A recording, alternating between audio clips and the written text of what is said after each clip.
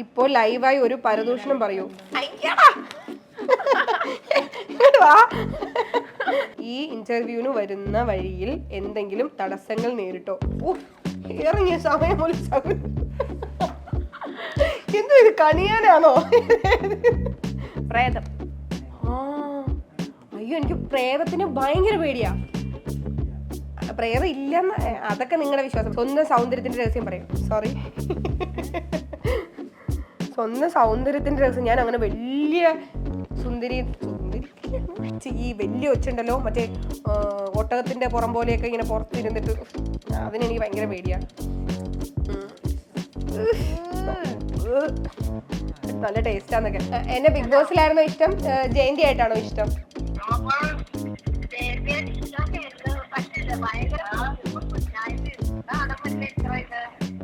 അത് സീരിയലല്ലേ, ചോദിക്കണ്ടായിരുന്നു അല്ലേ?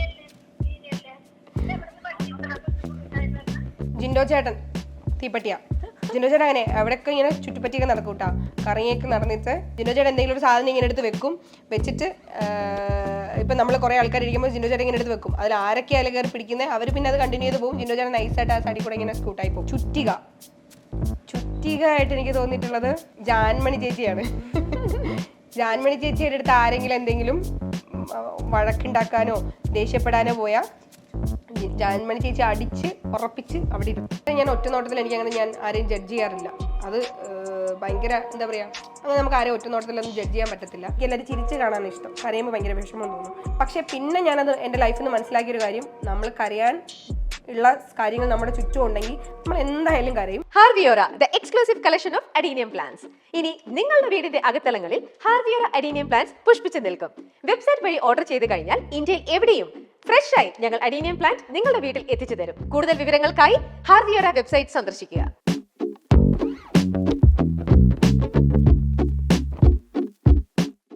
Hi, hello, നമസ്കാരം. ഞാൻ അപ്സര രത്നാകരൻ. അപ്പോൾ മൈൽ സ്റ്റോൺ മേക്കേഴ്സിൻ്റെ സ്റ്റാർ റാഗിങ് എന്ന് പറയുന്ന ഈ സെഗ്മെൻറ്റിൽ ഇന്ന് നിങ്ങളോടൊപ്പം ഞാനാണുള്ളത്. ഇവർ കുറേ ക്വസ്റ്റ്യൻസ് ഒക്കെ ഇങ്ങനെ എന്താ പറയുക കൊണ്ടുവച്ചിട്ടുണ്ട്. എന്താണെന്നൊന്നും അറിയത്തില്ല. അപ്പം നോക്കട്ടെ, പറ്റുന്നതിനൊക്കെ ആൻസർ ചെയ്യാം. എടുക്കട്ടെ, എനിക്ക് വല്ല പണി കിട്ടുന്നതാണോ? അപ്പോൾ സീരിയൽ രംഗത്തുള്ള സുഹൃത്തുക്കളുടെ പേര് ഉത്തരമായി പറയുക. Best friend, best adviser, best actor, favourite actor. Serial രംഗത്തുള്ള എൻ്റെ ബെസ്റ്റ് ഫ്രണ്ട് കുറേ ആൾക്കാരുണ്ട്. പിന്നെ ഫ്രണ്ട്സ് കുറേ ആൾക്കാരുണ്ട്. പിന്നെ ബെസ്റ്റ് ഫ്രണ്ട് എന്ന് പറയാൻ സീരിയൽ രംഗത്ത് ചേച്ചി ഒരാളുടെ പേര് അല്ല, അങ്ങനെ ഭയങ്കര ബെസ്റ്റ് ഫ്രണ്ട് എന്ന് പറയാൻ സീരിയൽ രംഗത്ത് അങ്ങനെ ബെസ്റ്റ് എന്ന് പറയാൻ ഞാൻ പറയണേ, എൻ്റെ എല്ലാ കാര്യങ്ങളും നമുക്ക് എന്ത് പ്രശ്നം വന്നാലും ഭയങ്കരമായിട്ട് ഇങ്ങനെ തുറന്നു പറയാൻ പറ്റുന്ന, അല്ലെങ്കിൽ എൻ്റെ ഏറ്റവും മോശം എൻ്റെ സ്വഭാവവും എൻ്റെ ഏറ്റവും ബെസ്റ്റ് ക്യാരക്ടറും എല്ലാം അറിയുന്ന ഒരു ഫ്രണ്ട്, ബെസ്റ്റ് ഫ്രണ്ട് അങ്ങനെ ഇല്ല. പക്ഷേ എൻ്റെ ഇപ്പം രക്ഷ എൻ്റെ നല്ലൊരു ഫ്രണ്ടാണ്. ഇപ്പം ആരാ പറയാ, രക്ഷ നല്ലൊരു ഫ്രണ്ടാണ്. ഇനി അഡ്വൈസർ കുറേ ആൾക്കാർ ചെയ്യാറുണ്ട്. ലൈക്ക് ഇപ്പം ചിപ്പി ചേച്ചി ആണെങ്കിലും പറയാറുണ്ട്, നല്ല ക്യാരക്ടേഴ്സ് ചെയ്യുമ്പോൾ സൂക്ഷിച്ച് ചെയ്യുക, നന്നായിട്ട് നോക്കി ചെയ്യുക എന്നൊക്കെ പറയാറുണ്ട്. പിന്നെ ഞാൻ പണ്ട് മുതലേ സീരിയലിൽ വരുന്ന സമയം മുതൽ എനിക്ക് ബീന എന്ന് പറഞ്ഞൊരു ചേച്ചിയുണ്ട്. അപ്പോൾ പുള്ളിക്കാരിയൊക്കെ എനിക്ക് എപ്പോഴും ഇങ്ങനെ നന്നായിട്ട് ചെയ്യുക എന്നൊക്കെ പറഞ്ഞിട്ട് അങ്ങനെ അഡ്വൈസ് ചെയ്യുന്ന കുറേ ആൾക്കാരുണ്ട്. പിന്നെ ഫേവറേറ്റ് ആക്ടറോ, എനിക്ക് ഫേവറേറ്റ് ആക്ടർ സീരിയലിൽ കുറേ ആൾക്കാരുണ്ട്. പക്ഷേ എനിക്ക് തോന്നുന്നു ഇപ്പോൾ ലാസ്റ്റ് ഞാൻ ചെയ്തത് സാന്ത്വനാണ്. അതിൽ എനിക്ക് ഏറ്റവും ഇഷ്ടം, എനിക്ക് രാജീവ് ഏട്ടൻ്റെ ആക്ടിങ് ഭയങ്കര ഇഷ്ടമായിരുന്നു. കാരണം നമുക്കൊരു അഭിനയിക്കുകയാണെന്നൊരു ഫീല് തോന്നാതെ ഭയങ്കര എന്താ പറയുക നാച്ചുറലായിട്ട് ചെയ്യും. രാജീവ് ഏട്ടനെ എനിക്ക് ഭയങ്കര ഇഷ്ടമാണ്. നെക്സ്റ്റ്,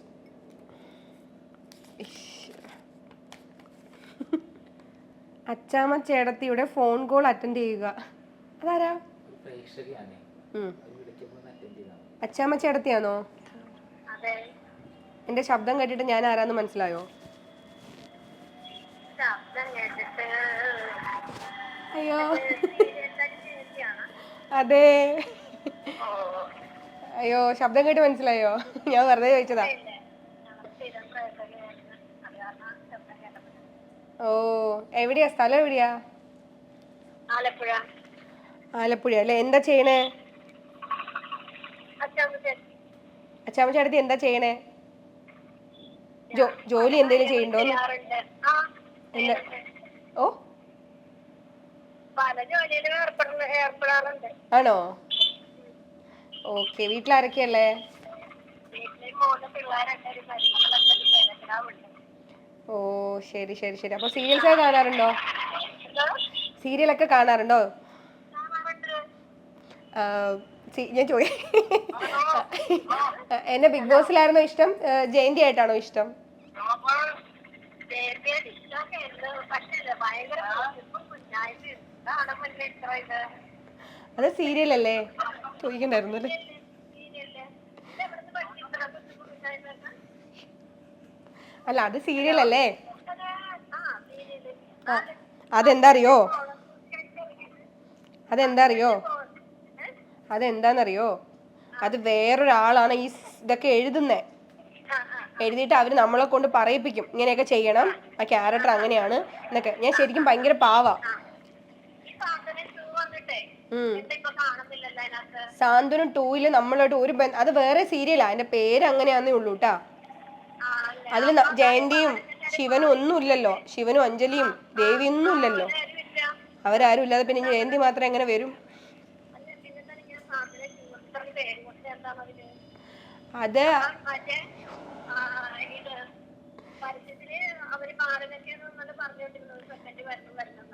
അത് അതിനോടൊരു ഇഷ്ടം കൊണ്ട് വെച്ചതാവും.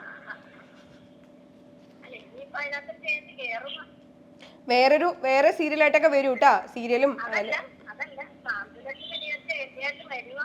സാന്ത്വനത്തിന് ജയന്തിയായിട്ട് വരില്ല. അതില് ജയന്തി ഇല്ല, അത് വേറൊരു സീരിയലാ.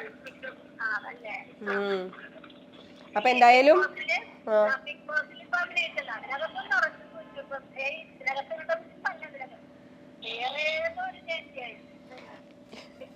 അതാണ് അതാണ് ശരിക്കുള്ള ഞാൻ. അതാണ് ശരിക്കും. അതെന്താ അറിയോ? സാന്ത്വനത്തില് അഭിനയിക്കല്ലേ, അത് എന്റെ ശരിക്കുള്ള ക്യാരക്ടർ അല്ലല്ലോ. ഇപ്പൊ ബിഗ് ബോസിൽ എന്റെ ശരിക്കുള്ള ക്യാരക്ടറാ.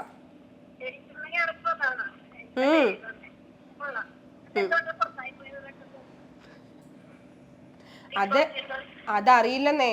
സാരല്ല, എന്തായാലും ഇനി അടുത്ത് വേറെ ക്യാരക്ടർ വേറെ ഇതിലൊക്കെ വരുമ്പോഴത്തേക്കും സപ്പോർട്ട് ചെയ്യണം കേട്ടാ. ഇതേ സ്നേഹമൊക്കെ ഉണ്ടാവണം കേട്ടാ. എല്ലാരും കാണാറുണ്ട്. അപ്പൊ ഇനി ഇപ്പൊ നിലവിലൊന്നും ആയിട്ടില്ല, ഇനി ഉടനെ വരൂ കേട്ടാ. അപ്പോഴും ഈ സ്നേഹമൊക്കെ ഉണ്ടാവണം കേട്ടാ. സ്നേഹവും പ്രാർത്ഥനയൊക്കെ ഉണ്ടാവാം. ഓക്കേ. ഓ, ശരി ശരി ശരി. അയ്യോ, ചില ക്വസ്റ്റ്യൻസ് ചോദിക്കേണ്ടിയിരിക്കില്ല തോന്നിപ്പോയി. പക്ഷെ പാവാട്ടാ, ഭയങ്കര ജെന്യുവൻ ഒരാള്. അടുത്ത ക്വസ്റ്റ്യൻ മാറ്റാവോ? എനിക്ക് ഇഷ്ടപ്പെട്ടില്ലെങ്കിൽ മാറ്റാൻ പറ്റില്ല. ബിഗ് ബോസ് മത്സരാർത്ഥികളെ ഉദാഹരണങ്ങളായി പറയുക. തീപ്പെട്ടി. തീപ്പെട്ടി വന്നിട്ട് എന്താ ഇങ്ങനെ കൊളുത്തിട്ട് പോണത്? ജിൻഡോ ചേട്ടൻ തീപ്പെട്ടിയാ. ജിൻഡോ ചേട്ടൻ അങ്ങനെ എവിടെയൊക്കെ ഇങ്ങനെ ചുറ്റിപ്പറ്റിയൊക്കെ നടക്കും കേട്ടാ. കറങ്ങിയൊക്കെ നടന്നിട്ട് എന്തെങ്കിലും ചെറിയൊരു കാര്യം ജിൻഡോ ചേട്ടൻ തന്നെ പറഞ്ഞിട്ടുണ്ട്. അടുത്ത് ഞാൻ പറഞ്ഞ സ്റ്റേറ്റ്മെന്റ് അല്ല, ജിൻഡോ ചേട്ടൻ തന്നെ പറഞ്ഞിട്ട്, ജിൻഡോ ചേട്ടൻ എന്തെങ്കിലും ഒരു സാധനം ഇങ്ങനെ എടുത്ത് വെച്ചിട്ട് ഇപ്പം നമ്മൾ കുറേ ആൾക്കാർ ഇരിക്കുമ്പോൾ ജിൻഡോ ചേട്ടൻ ഇങ്ങനെ എടുത്ത് വെക്കും. അതിൽ ആരൊക്കെയാലും കയറി പിടിക്കുന്നത് അവർ പിന്നെ അത് കണ്ടിന്യൂ ചെയ്ത് പോകും. ജിൻഡോ ചേട്ടൻ നൈസായിട്ട് ആ സൈഡിൽ കൂടെ ഇങ്ങനെ സ്കൂട്ടായി പോകും, ഇങ്ങനെ കൊളുത്തിട്ടിട്ട് പോകും. ചേച്ചിയുടെ മെത്തപ്പെടിങ്ങനെ തീട്ടിട്ട് പോയിട്ടുണ്ടോ? ജിൻഡോ ചേട്ടൻ എൻ്റെ അടുത്ത് തീടാൻ വന്നിട്ടുണ്ട്, ചെറുതായിട്ട് സ്പാർക്ക് ചെയ്തിട്ടില്ല. ഒത്തില്ല. ഞാൻ ജിൻഡോ ചേട്ടനായിരുന്നു അവിടെ ഏറ്റവും കൂടുതൽ എന്താ പറയാ സൗഹൃദം ഉണ്ടായിരുന്ന ആൾക്കാർ. ജിൻഡോ ചേട്ടൻ അവിടെ ഇപ്പൊ പുറത്തെ ആൾക്കാർ എന്ത് പറയുന്നു എനിക്ക് അറിയത്തില്ല, പക്ഷെ ജിൻഡോ ചേട്ടനും പേഴ്സണലി ഞങ്ങൾ തമ്മിൽ നല്ല സുഹൃത്തുക്കളാണ്. അവിടെ ഏറ്റവും കൂടുതൽ ജിൻഡോ ചേട്ടൻ പെർഫോം ചെയ്തിട്ടുള്ള എൻ്റെ അടുത്ത് കൂടിയാണ്. ഏറ്റവും കൂടുതൽ ഞങ്ങളുടെ വർത്താനം പറഞ്ഞിട്ടുള്ള ഞങ്ങൾ തമ്മിലാണ്. ഞങ്ങൾ വേറെ വഴക്കൊന്നും ഉണ്ടായിട്ടില്ല. ചുറ്റിക ആയിട്ട് എനിക്ക് തോന്നിയിട്ടുള്ളത് ജാൻമണി ചേച്ചിയാണ്. ജാൻമണി ചേച്ചിയുടെ അടുത്ത് ആരെങ്കിലും എന്തെങ്കിലും വഴക്കുണ്ടാക്കാനോ ദേഷ്യപ്പെടാനോ പോയാൽ ജാൻമണി ചേച്ചി അടിച്ച് ഉറപ്പിച്ച് അവിടെ ഇരുത്തും. പിന്നെ അത് തിരിച്ചെടുക്കണമെങ്കിൽ നമ്മളിങ്ങനെ വലിച്ചൂരി ചവിട്ടി ഊരി എടുക്കേണ്ടി വരും. ജാൻമണി ചേച്ചി തോന്നിട്ടുണ്ട്. ഉപ്പ് എനിക്ക് അപ്സര ഞാൻ തന്നെയാണ് ഉപ്പ് ഞാൻ തന്നെയാ. അങ്ങനെയല്ല, എല്ലായിടത്തും എത്താറുണ്ട്. പിന്നെ എനിക്ക് അങ്ങനെ തോന്നിയിട്ടുള്ളത്, അവിടെ ഉപ്പായിട്ട് തോന്നിയിട്ടുള്ളത്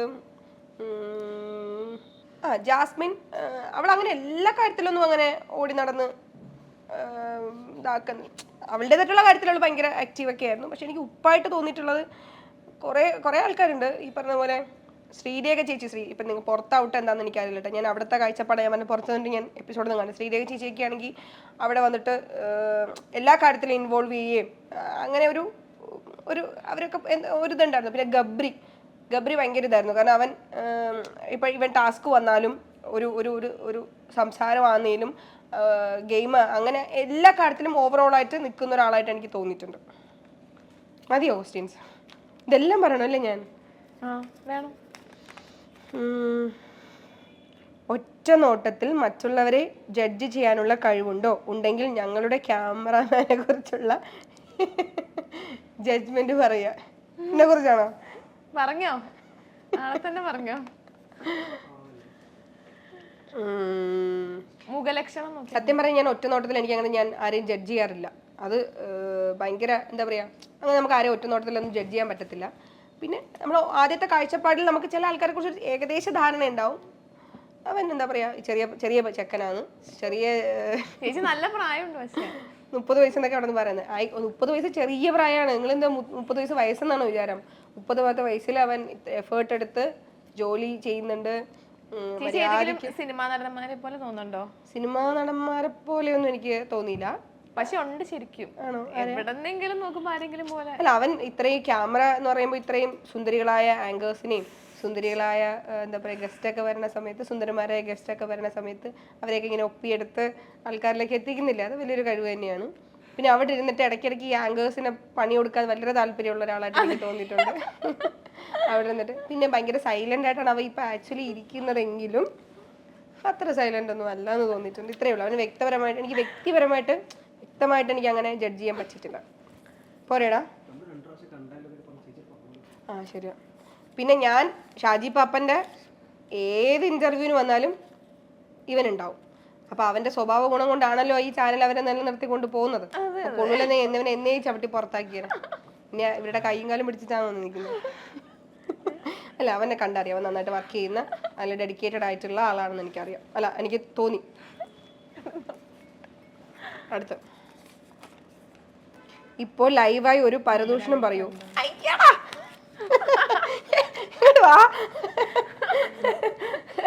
എന്റെ പ്രൊഡ്യൂസർ ഫ്രണ്ട് ഇപ്പുണ്ട്. അവനിട്ട് കൊടുത്ത പൊടാർന്ന്. ഞാൻ അങ്ങനെ പൊതുവെ അങ്ങനെ പരദൂഷണം പറയുന്ന ഒരാളല്ല, നിങ്ങൾ മനസ്സിലാക്കുക. എൻ്റെ ക്യാരക്ടറാണത്. അത് ഞാൻ യഥാർത്ഥത്തിൽ പരദൂഷണം പറയുന്ന ആളല്ല.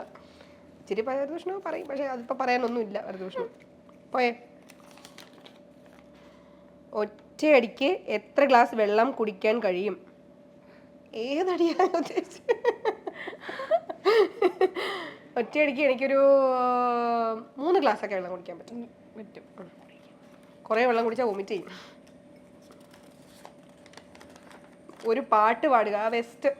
ഞാൻ പാട്ട് പാടാനുള്ള കഴിവ് എനിക്ക് ദൈവം തന്നിട്ടില്ല. എന്ന് വെച്ചാൽ ബാക്കി കഴിവൊക്കെ തന്നിട്ടുണ്ടോ എന്ന് വെച്ചാൽ ഇല്ല. പക്ഷെ എനിക്ക് അഭിനയിക്കാനും അത്യാവശ്യം ഡാൻസ് കളിക്കാനും അറിയാം. പക്ഷെ പാട്ട് പാടാൻ എനിക്ക് ഭഗവാൻ കഴിവ് തന്നിട്ടില്ല. അതുകൊണ്ട് ഞാൻ തൽക്കാലം പാട്ട് പാടി നിങ്ങളെ വെറുപ്പിക്കണില്ല. ഈ ഇന്റർവ്യൂവിന് വരുന്ന വഴിയിൽ എന്തെങ്കിലും തടസ്സങ്ങൾ നേരിട്ടോ? ഇറങ്ങിയ സമയം പോലെ എന്തോ ഇത് കണിയാനാണോ?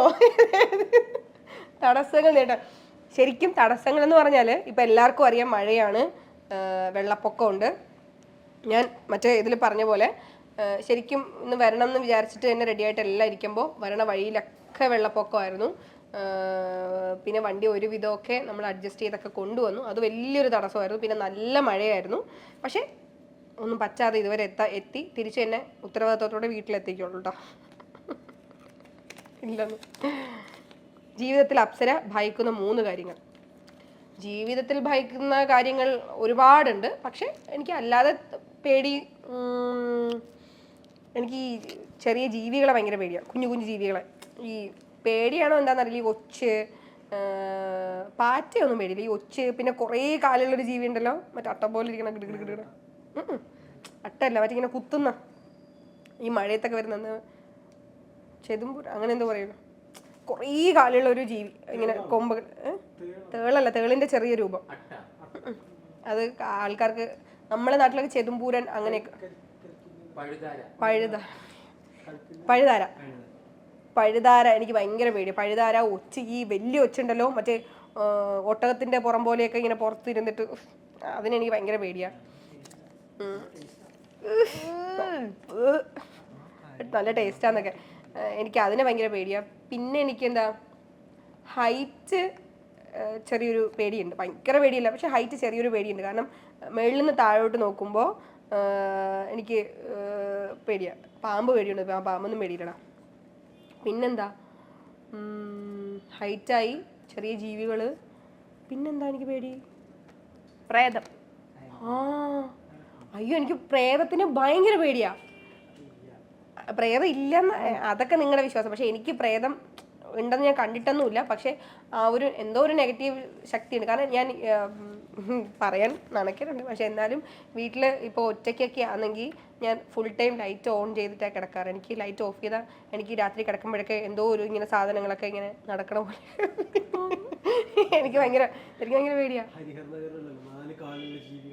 അങ്ങനെയല്ല, എനിക്ക് ശരിക്കും എനിക്ക് ഈ ഇപ്പൊ കർട്ടൻസ് ഒക്കെ ഇങ്ങനെ കാറ്റ് വന്നിട്ടൊക്കെ ഇങ്ങനെ വീശൂലേ, അപ്പൊ എനിക്ക് ഇങ്ങനെ ആൾക്കാരെ പോലെയൊക്കെ തോന്നും. അപ്പൊ എനിക്ക് അതിന് ഭയങ്കര പേടിയാണ്, പ്രേതത്തിനെ പേടിയാണ്. ചേച്ചി രാത്രി ഒറ്റയ്ക്ക് വെള്ളം കുടിക്കാൻ അടുക്കളയിൽ പോകും? അടുക്കളയിലൊക്കെ പോകും, എനിക്ക് അത് പേടിയില്ല. പക്ഷെ ഇരുട്ട് പേടിയാ. ഇരുട്ട് ഭയങ്കര പേടിയാ. അയ്യോ, എനിക്ക് വെളിച്ചം ഉണ്ടെങ്കിൽ ഞാൻ എവിടെയും പോകും, പക്ഷെ ഇരുട്ട് വന്നാൽ എനിക്ക് ഭയങ്കര പേടിയാ. പിന്നെ സ്വന്തം വീട്ടിലെ അലമാരയിൽ എത്ര സാരികൾ സ്റ്റോക്ക് ഉണ്ടാവും? അയ്യോ, കുറേ ഉണ്ട് കേട്ടോ, ഒരുപാടുണ്ട്. കാരണം സാന്ത്വനത്തിൽ ഒരു 3 വർഷവും സാരിയാണ് ഉപയോഗിച്ചുകൊണ്ടിരുന്നത്. ഇപ്പം സീരിയൽസിൽ നമ്മൾ തന്നെയാണ് കോസ്റ്റ്യൂംസ് ഒക്കെ ചെയ്യുന്നത്. അപ്പോൾ എന്താ പറയുക, ആ സാരീസൊക്കെ സ്റ്റോക്കാണ്. കുറേ എനിക്ക് തരുമോ? ഉറപ്പായിട്ട് തരാം. ഒന്നല്ല, എത്ര വേണേലും തരാം, ഒരു കുഴപ്പമില്ല. എനിക്ക് എൻ്റെ സാരീസ് കുറേ അമ്മയ്ക്ക് ചേച്ചിക്ക് ഒക്കെ കൊടുക്കാറുണ്ട്. എത്ര സാരി വേണേൽ തരാം കേട്ടാ. നീ വായോ വീട്ടില്? കൊറിയർ വെച്ചാലും മതി. കൊറിയർ അഡ്രസ്സ് തന്നാൽ മതി. പുതിയതൊരെണ്ണം വാങ്ങിത്തരാം. എന്തിനാ പഴയ സാരി? സ്വീറ്റ് ഒന്നും അല്ല, അതിനിപ്പോൾ ഒരു സാരിയിലൊക്കെ പറഞ്ഞു. സ്വന്തം സൗന്ദര്യത്തിന്റെ രഹസ്യം പറയാം. സോറി, സ്വന്തം സൗന്ദര്യത്തിന്റെ രഹസ്യം, ഞാൻ അങ്ങനെ വലിയ സുന്ദരിയൊക്കെയാണ്, പക്ഷെ എന്നാലും ഭയങ്കര സുന്ദരിയൊന്നും അല്ല. കുഴപ്പമില്ല.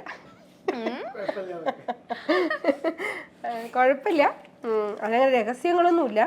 ഇപ്പം നമ്മുടെ നാട്ടിൽ അത്യാവശ്യം വേണ്ടുന്ന ക്ലിനിക്കുകളും പാർലറൊക്കെ ഉള്ളതുകൊണ്ട് അഡ്ജസ്റ്റ് ചെയ്ത് പോകുന്നുണ്ട്.